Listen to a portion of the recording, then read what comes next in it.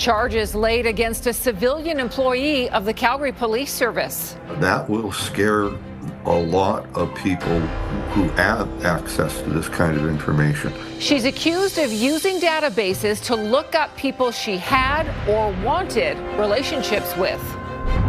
Plus, facing off over Alberta independence. I think Canada is worth fighting for. Do you believe her? No, I absolutely do not. Provincial party leaders trying to get ahead of a possible separation referendum. And portrait of a champion. Humbling is about the only thing, and very honored. Will unveil the massive new painting of Chuck Wagon legend Kelly Sutherland.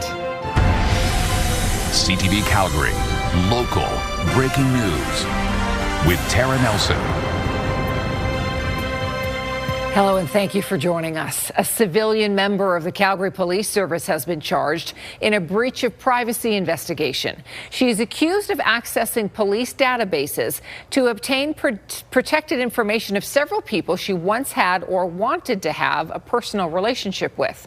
Camilla DiGiuseppe is working on this story for us. So Camilla, what have we learned about the accused in this case? Tara, 41-year-old Kayla Jessen has been employed by CPS for about 3 years and was arrested and charged 2 days ago with 9 counts under the Protection of Privacy Act. Police did not say what Jessen's job is with the force, but it's clear she had access to privileged information, and against CPS policy, they say she retrieved protected data between February and August of last year for personal use. They became aware in December and last month seized Jessen's cell phone, identifying 4 people whose data had been targeted and intentionally searched. The charges against Jessen do not fall under the criminal code, instead are violations under the province.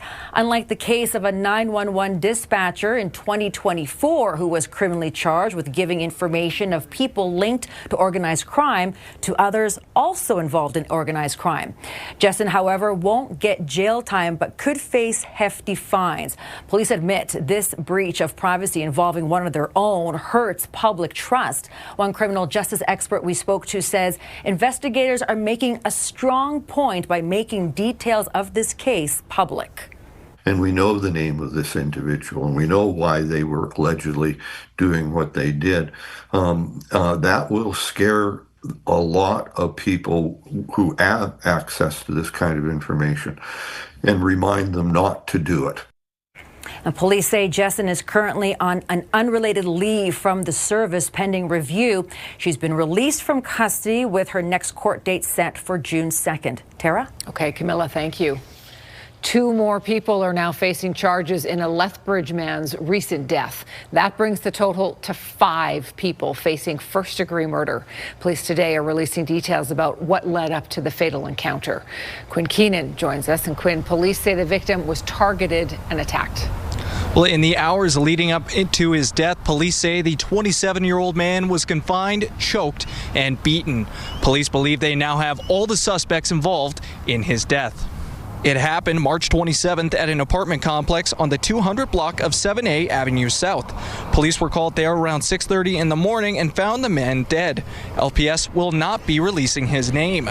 The investigation showed he was in the apartment with a 22-year-old woman. Police had previously arrested 42-year-old Nicholas Rodney Scout, 43-year-old Andrew Medicine Crane, and 27-year-old Jordan Frank. On April 2nd, the crime suppression team also arrested 42-year-old Bradley Stephen Piskuski. Then on Tuesday, the 22-year-old in the apartment, Emma Ryan Scott, turned herself in. Evidence shows all 5 knew the man who was killed.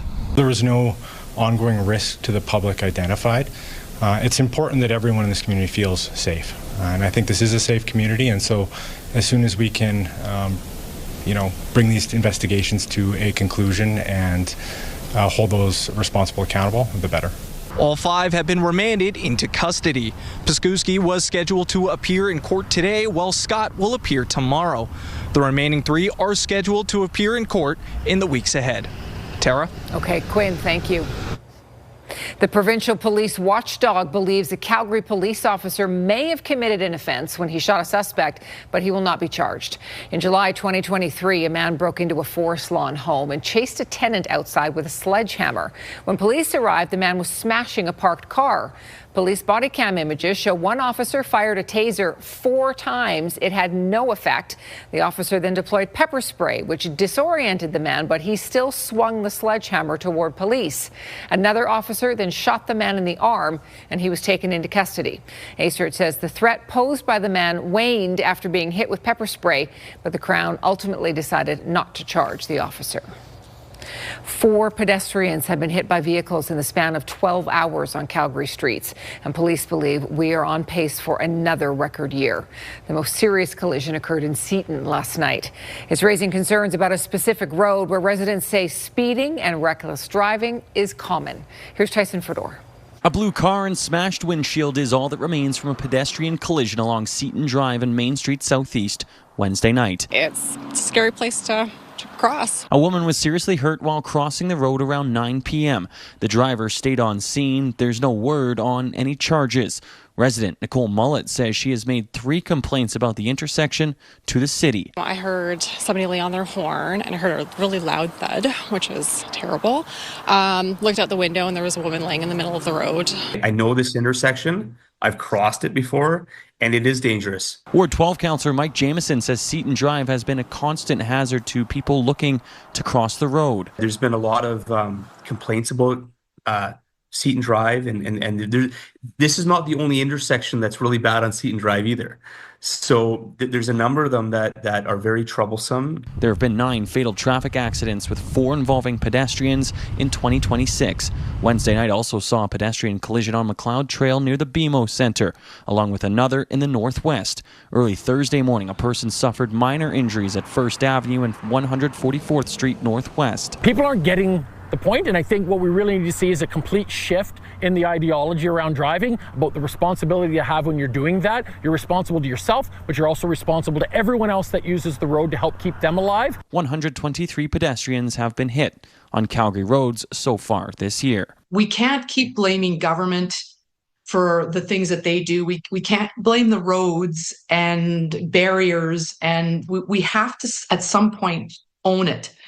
As a driver, Tyson joins us from Seton tonight. So, Tyson, are there any changes coming to that road?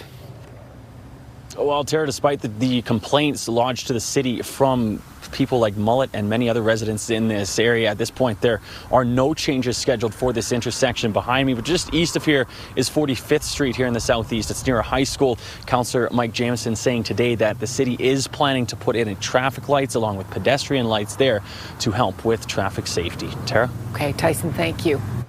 The province is spending $22 million on measures meant to strengthen school safety. It's part of the provincial government's response to the deadly school shooting in Tumbler Ridge, BC. Alberta's education minister has already ordered schools to do a safety audit. Today, the province announced a one-time grant of $20 million to upgrade security infrastructure. It's also providing $2 million for safety training for school staff. The money will be distributed between school boards based on student enrollment. Alberta's future in Canada is taking center stage again today, with both provincial party leaders facing questions about upcoming referenda. As Kevin Green reports, it's heating up, with Melania Trump accusing the premier of being a separatist, which she denies. The separation debate is front and center in Alberta politics Thursday. It began with NDP leader Naheed Nenshi launching a new pro-Canada campaign called For Alberta, For Canada. The separatist government and the separatist party are going to have a separatist referendum, and we have to stand up for Canada. About an hour later, Premier Danielle Smith gave her State of the Province speech to Calgary's Rotary Club. Alberta, this is, I think, the most important headline, continues to be Canada's economic leader. While her prepared remarks did not mention separation, the issue did come up in a question and answer session where she made one of her strongest statements yet about remaining in Canada. Evidently, I haven't convinced everyone yet. And I hope that if we do end up having this question debated in October, that I'll be able to do some more convincing, because I think Canada is worth fighting for. Do you believe her? No, I absolutely do not. Because she says she's for a sovereign Alberta within a united Canada. Those are meaningless words. Smith spoke to the Forever Canada petition, which gathered more than 400,000 signatures, saying it's still unclear how that will be handled. We've got a committee that is working on how to manage the legalities of that. Edmonton Whitemud MLA Ravi Pancholi says the government is actually dragging its feet on that petition. And I'm also deeply upset that the government is intentionally ignoring the Forever Canadian petition. Nearly 500,000 Albertans signed that petition last year. At the same time, a pro-separation petition group says it's reached its target of more than 177,000 signatures, though that has yet to be verified. Political analysts say the issue gives the opposition an opening. Really pressing questions about where Danielle Smith stands. Those are the kind of questions that are going to increasingly dog her. And so there is an opening there for whether it be Naheed Nenshi or other leaders within the province. Kevin joins us from McDougall Centre in downtown Calgary tonight. Kevin, despite all this, polls show separation is not the top issue on people's minds right now.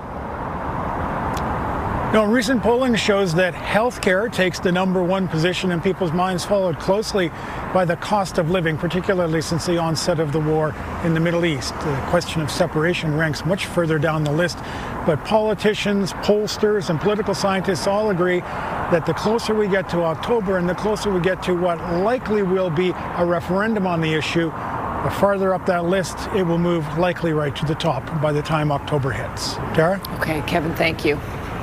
People are gathering at Stampede Park tonight for the annual tarp auction. It's being held at the Big Four Roadhouse. It starts at 7 o'clock, and it's a chance for bidders to have their names on the side of the chuck wagons during the summer stampede. The amounts they're willing to spend is often considered an indicator of just how well Calgary's economy is doing. The highest bid last year was $230,000 for Jason Glass's canvas. The town of Sylvan Lake will remain a town for the foreseeable future. Town administration brought forward the idea of changing the city status about 4 years ago. Council has now decided the change would be a strategic choice, not a response to service or funding gaps. Town council decided that continuing as a town would best serve the people who live there for now. Well, we had a lot of melting today. Danielle is here now. We almost hit double digits, didn't we? We did.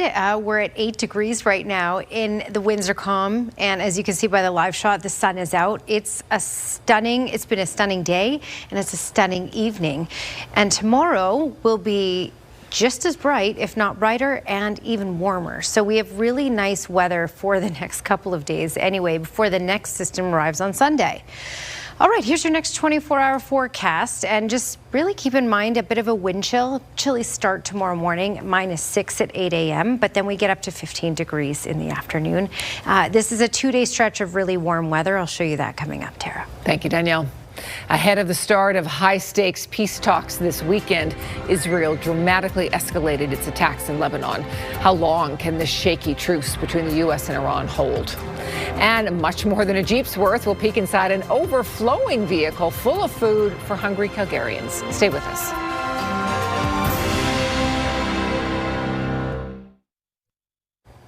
On the second day of a ceasefire with Iran, the shaky deal is facing headwinds as Tehran accuses the U.S. and Israel of violating the ceasefire's terms. CTV's Jeremy Albin reports.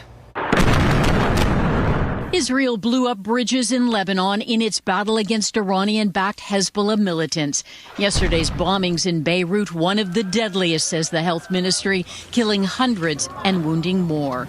Angering Iran, who insists that attacking Lebanon is off limits and part of the ceasefire. No ceasefire ever goes without a little bit of choppiness. What we have been very clear about is that we want to stop the bombing. We want our allies to stop the bombing, and we want the Iranians to do the same thing. The Trump administration asked Israel to scale back. Today, Prime Minister Benjamin Netanyahu authorizing direct talks with Lebanon aimed at disarming Hezbollah and bolstering a shaky truce with Iran that still has a grip on the Strait of Hormuz. Video shows very little traffic moving through the critical oil and shipping route, opening it a key demand from President Donald Trump, who issued a new warning saying the U.S. military will remain in Iran until such time as the real agreement reached is fully complied with. If not, then the shooting starts bigger and better and stronger.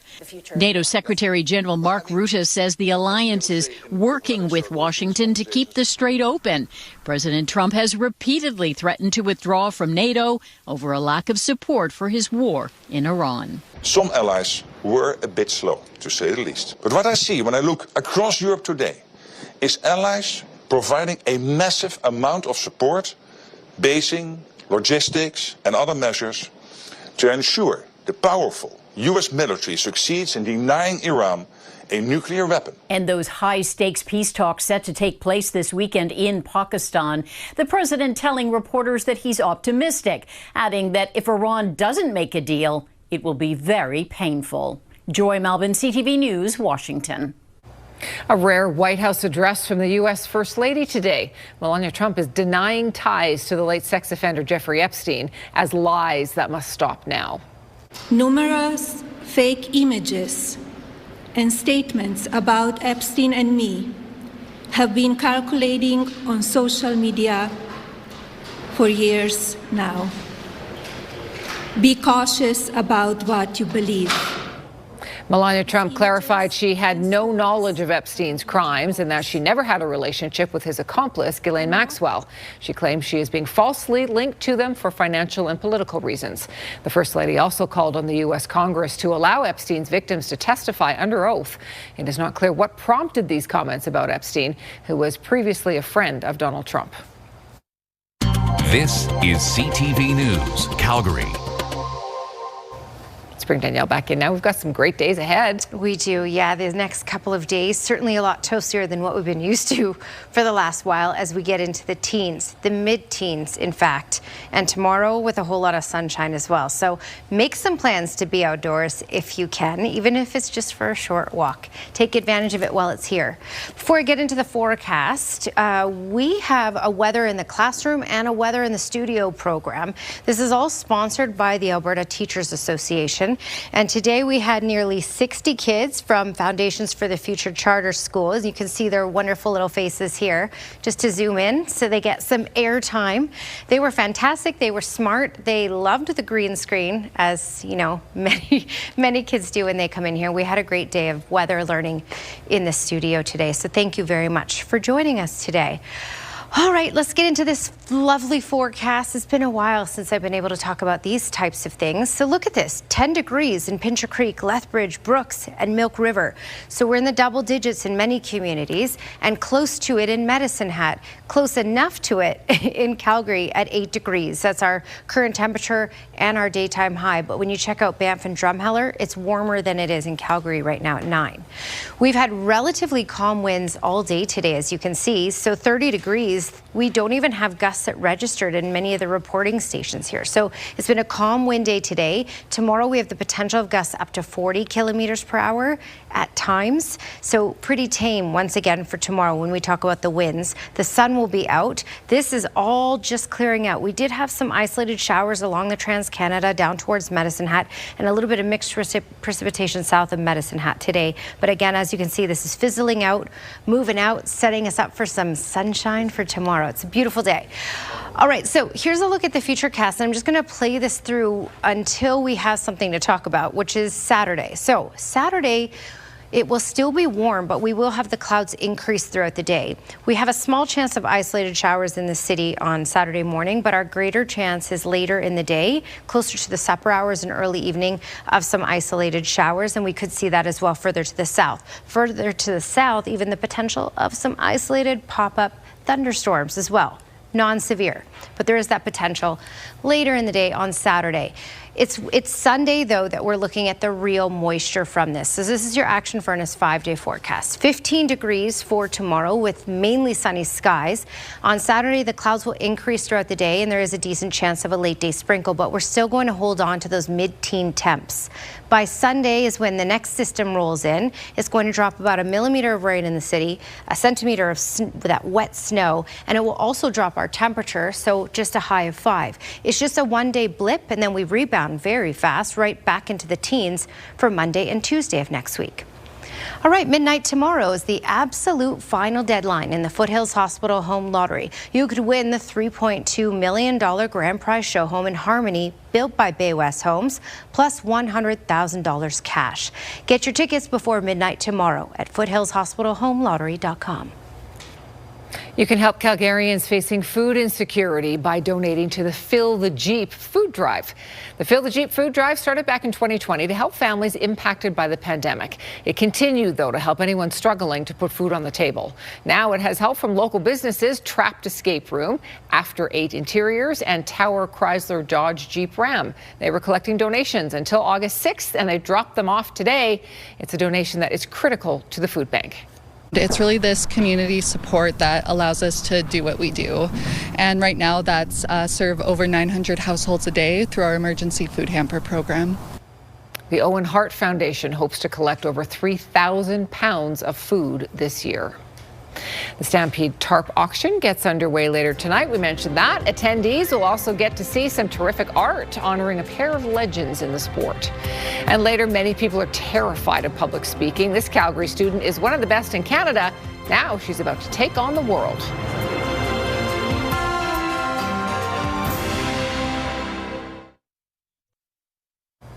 A pair of massive paintings celebrating chuck wagon racing will be unveiled at tonight's Stampede Tarp auction. They honor a pair of legends in the sport, and if that's your kind of art, one of those paintings could be yours. Kevin Green explains.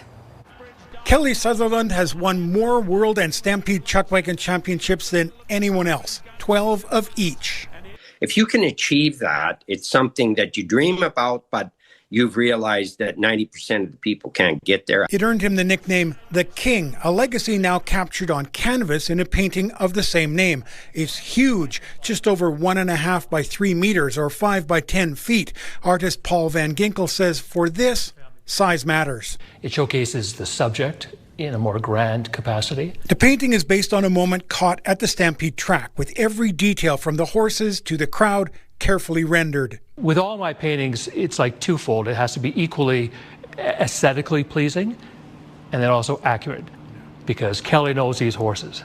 And if you're painting someone's horse, especially a cowboy, you can't mess up with that. Van Ginkel was commissioned by a Calgary businessman to create the artwork, which received the blessing of the king himself. When you're recognized outside of what you're trying to do with your own accomplishments, I guess humbling is about the only thing, and very honored. Alongside it, a second piece features reigning Stampede champion Chance Vegan, set against a bold pink background. When he said that he would team up with us and help our initiative, we were just ecstatic. The pink isn't a design choice. It represents the sunglasses Vegan and his wife Brianna sell to support their charity, I'm Your Huckleberry, which has raised close to $80,000 supporting families facing financial hardships. Van Ginkel created the piece to help raise even more.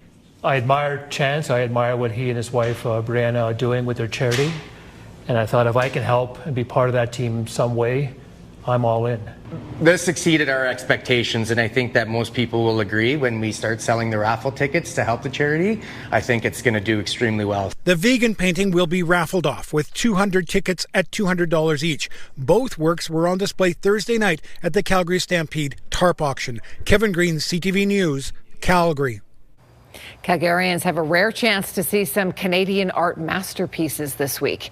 This collection will go up for auction on May 21st in Toronto. This painting, Cattle Show by Alex Colville, is valued between $700,000 and $900,000. There are also paintings by most of the members of the Group of Seven, Tom Thompson and Emily Carr. Many pieces come from private collections of Albertans. This particular painting in the 50s toured very broadly through many museums in the U.S. It's a true international masterpiece. The collection is open for viewing from 11 a.m. to 6 p.m. tomorrow and Saturday at Heffel Calgary in the Northeast. More info can be found at heffel.ca. Are you finding it harder and harder to put down your devices? We'll take you to a digital detox event for adults looking to go old school for a few hours. No phones allowed.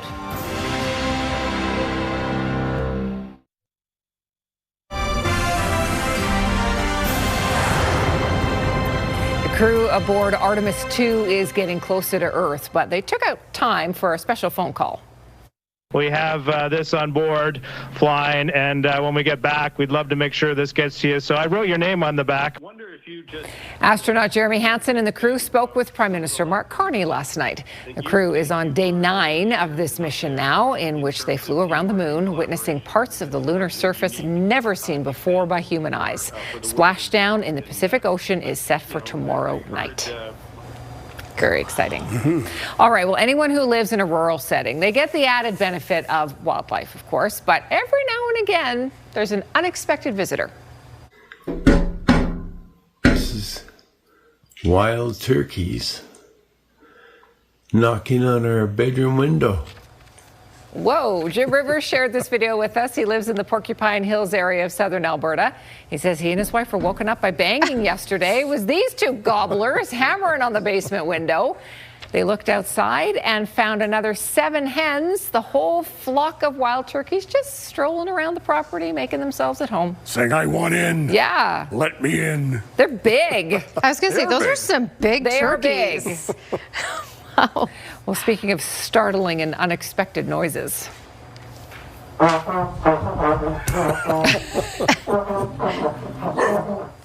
These pups were ready for a musical performance. That's not what they got. As soon as their human sisters started playing the trombone, they took that as their cue to split.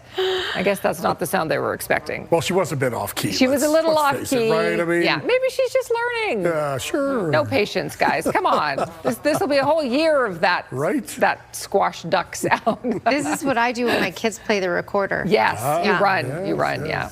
Well, if you need to escape all the noise around you, a new kind of club has opened in Amsterdam that's all about having a digital detox. Connecting with yourself through creative activities or reading or writing or puzzling. So really something that makes you slow down and reflect, go inwards. So it's held in an old church where the service is all about no service. Participants hand in their phones at the door before they join a 2-hour-long creative session. It's the latest event by the Offline Club, which is hosting gatherings in 18 cities all over Europe. This one attracted about 200 participants, but you can write, you can paint, you could knit, you could sleep probably if you wanted to. Probably not such a bad idea. No. Glenn, you do your own version of this when you golf, don't you? Yeah, that's right. Yeah. Just my own little, turn off the phone, throw the phone and away. connect with nature. Yeah. Absolutely. Right. Yeah. You know. Well, still to come, work is underway to expand the Port of Montreal. It's part of a nation-building project promised by the federal government. We have the details in our business report.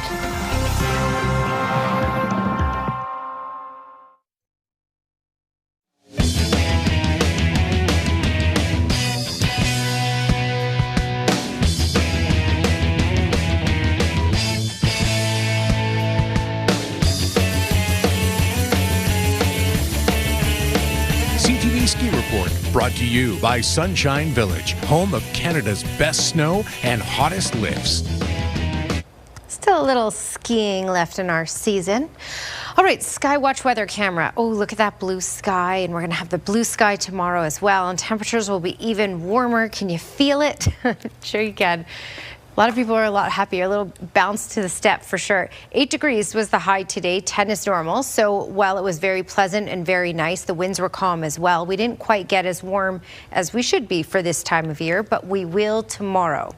All right, when we look at temperatures, the cooler temperatures are actually in the prairies, and then to the west and to the east of us, much warmer. So Toronto got to 18, Montreal got to 17, and Victoria 16, and we're going to get closer to that. In the city, we're going to get into the mid-teens for tomorrow. Right now, we're sitting at 8, double digits in through Pincher Creek, all the way up to Brooks, and, well, almost that in Medicine Hat anyway. All right, radar and satellite, everything is pretty much dying out, fizzling out now, and we're having the skies clear out of all of southern Alberta, so it's setting us up for sunshine for tomorrow. This is your 24-hour forecast brought to you by Action Furnace. Fixed right or it's free.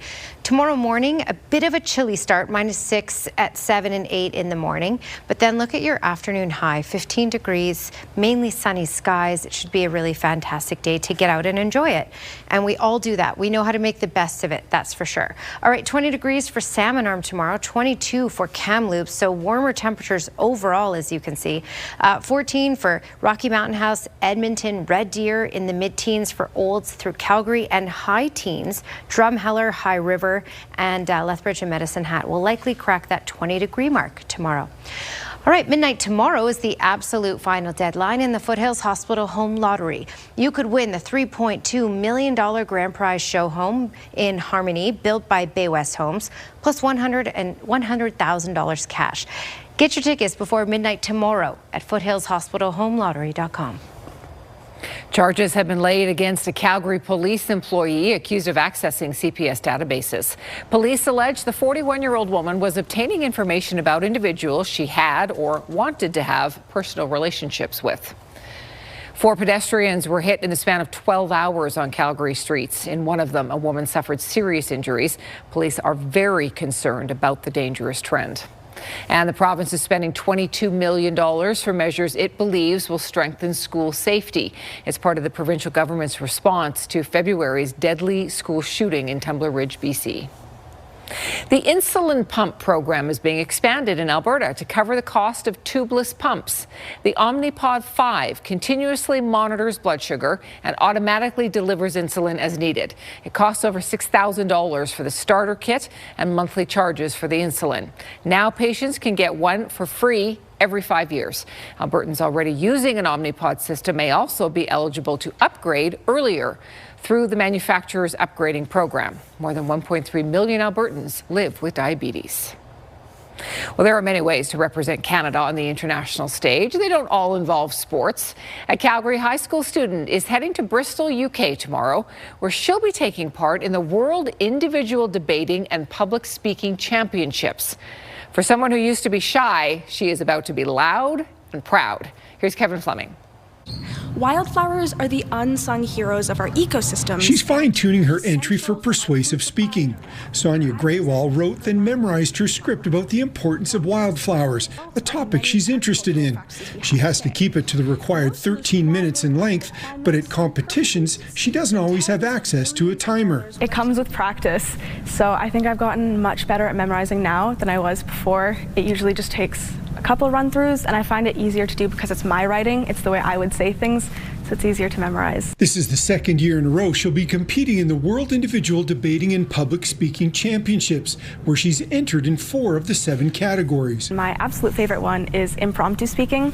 So you're given a slip of paper with 3 topics on it, and you're given 2 minutes to prepare, and then 5 minutes to deliver a speech, no notes. Last year, the 17-year-old placed first in both impromptu speaking and interpretive reading, earning her 5th place overall.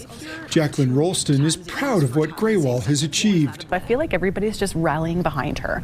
Like we're all coming together and supporting her and trying to calm her down and give her that focus that she needs to kind of make sure that she feels as good as she can as we send her off tomorrow. Greywall is one of 60 students in the speech club at Westmount Charter School. I'm not a huge fan of public speaking. I always actually tell my students, because a lot of times like people are looking at all the sciences, the maths, like for careers and that, and I always tell them to take some drama and speech in that, because actually in my role, I don't use calculus all that much anymore, but I do a lot of public speaking. Greywall says it takes a lot of work outside school hours to prepare for these international events, but it's worth it and looks good on a resume. It really impresses people. Not necessarily because of the award, but because a young person is willing to go and do all this. So they really like hearing about the experience. And she says the side benefit of the competition is meeting students from all over the world who share her passion. Kevin Fleming, CTV News, Calgary. Good luck. The competition runs from April 11th to the 17th. Construction of the first nation building project is officially underway. BNN Bloomberg's Marilla Fernandez has the details. Shovels are in the ground for the expansion of the Port of Montreal. The Prime Minister was there for the groundbreaking today. His government is providing just over $1 billion to more than double the port's capacity. And Ottawa's Major Projects Office helped streamline the process. The Console Corps build is one of several massive infrastructure projects the Carney government has deemed to be of national interest. Here are the closing numbers for the day. The Canadian dollar is up to 72.40. West Texas Intermediate is up to 97.87. Western Canadian Select down over $8 to 71.55. And the TSX lost 142 points today. Those are your business headlines. I'm Marilla Fernandez. A year of celebrations is planned to mark the 10-year anniversary of the National Music Centre in Calgary. But I know it doesn't seem that way. Though maybe it's the perfect day. Juno Award winner Ron Sexsmith performed at the launch today. Since 2016, the facility has become a hub for music and a major tourist draw, attracting more than 1 million visitors. In honor of the anniversary, a year of special events is planned, including an exhibition next spring highlighting Joni Mitchell's relationship with jazz and an exhibit celebrating Nelly Furtado. Just great to walk around, all the rooms and see all the displays, and because, we have so much to be proud of in Canada, the music scene, just all the great artists that have come before, and finally we have a place where we can put them all together. Métis Canadian folk singer-songwriter Adrina Turen also performed at the launch. Netflix is celebrating the grand opening of its new animation studio in Vancouver. The new studio employs more than 450 people, and it will generate over $100 million a year. Netflix says the next big project the studio is working on is a feature film titled Steps. It's a reimagining of the story of Cinderella's stepsisters, featuring the voices of Ali Wong and Amanda Seyfried. 7-Eleven Canada is ushering in summer a little bit early with its annual Bring Your Own Cup Day promotion. Customers will be able to bring in an inventive cup tomorrow and Saturday and fill it up with a Slurpee. 7-Eleven says they can be no more than 26 centimeters in diameter, have to be food safe, have to be clean, watertight, and leak-proof. Last year, 60,000 people brought in their own cups for the promotion. It included blenders and kettles. This year marks the 60th anniversary of the Slurpee. A big seniors hockey tournament is underway in Calgary, and although they're a little grayer, you may recognize some of these players. Glenn has that story for us next.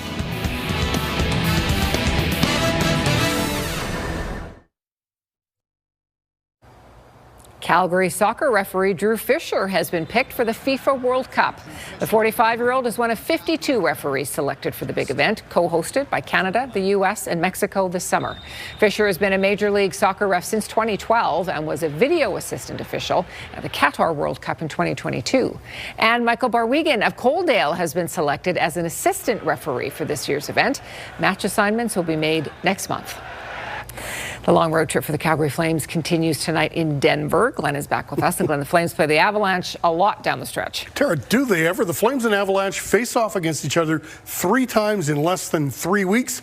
The last time they played didn't go very well for the Flames at all. March 30th in Denver, Avalanche jumped all over the Flames in that game. They got out to a 5-0 lead in the first period and never looked back and rode to a 9-2 beatdown of the Flames. No doubt the Flames want to play better tonight, but they know it's not going to be easy against one of the top teams in the NHL. Yeah, when we're coming in here now, obviously thinking about what happened, it's something we want to get back, and I think that obviously starts with a good start. I think last time that's kind of what killed us. So get off to a good start and then just play our game. I think we've been playing pretty well.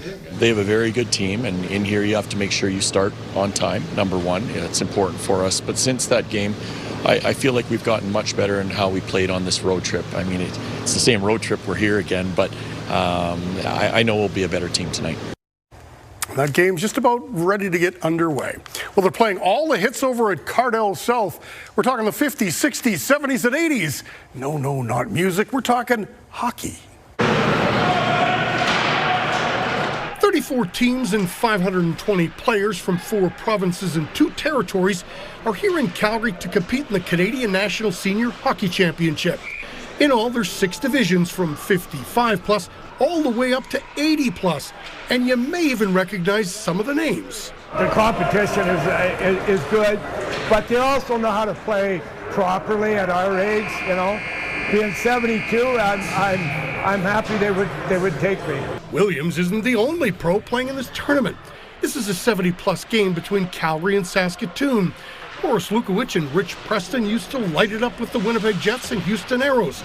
On Thursday morning, they helped set up the winning goal.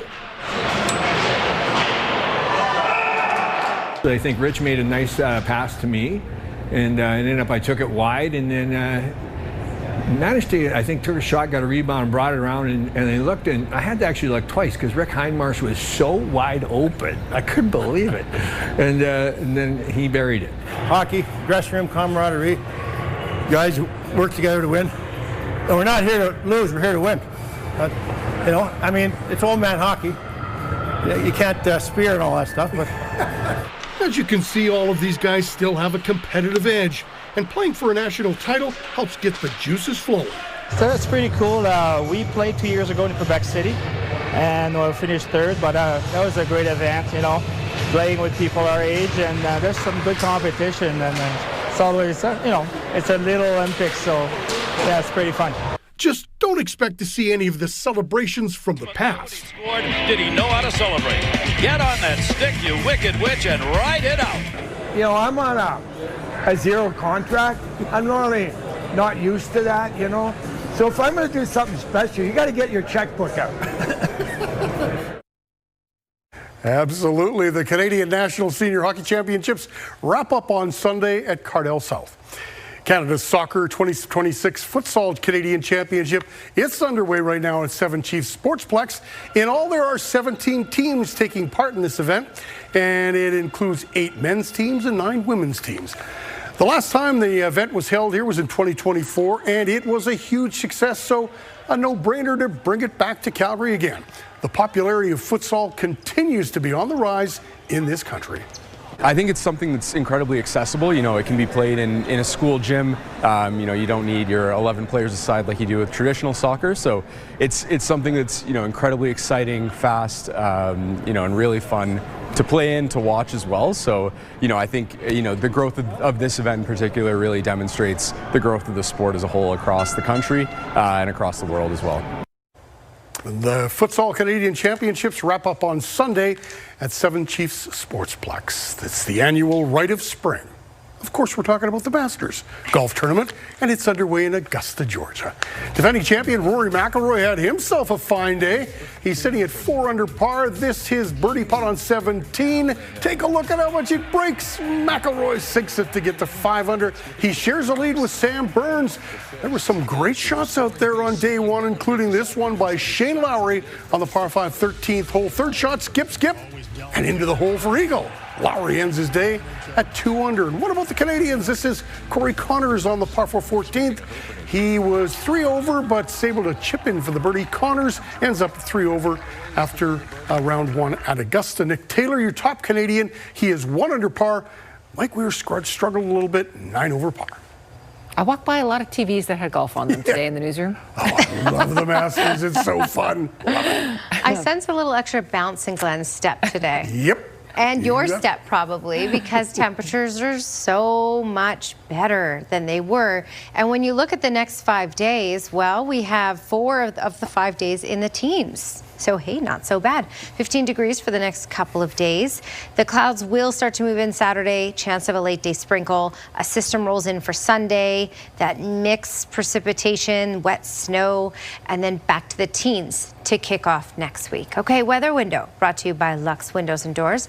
Crafting quality windows and doors for your style, budget, and Alberta's climate. And Don McCreary sent this one in of a raven just enjoying Kananaskis. He's no wild turkey, but he's still pretty cute. You're right. Can he sneeze? Remember that one? That's right. I wonder, That's right.